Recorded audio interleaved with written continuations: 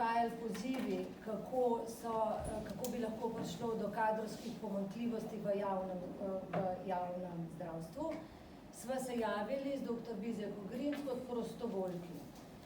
Pisali sva svojim kolegom, pisali sva na Zavod za zdravstveno zavarovanje. Zavod za zdravstveno zavarovanje najprej napotil na ministrstvo, kjer naj bi bil sprejet nek začasni ukrep, ki bi uravnaval delovanje na področju v času epidemije.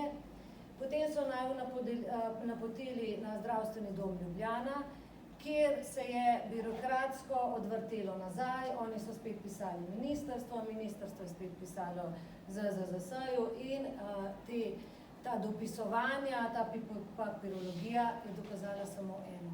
Da v resnico to, kar govorijo, da je na prvem mestu zdravje in življenje in se je izkazalo za neresnično. Na prvem mestu nista bistvena ne pacient, ne zdravnik, ne zdravstvo, ampak je prišlo v spredje neurejenost zdravstvenega sistema.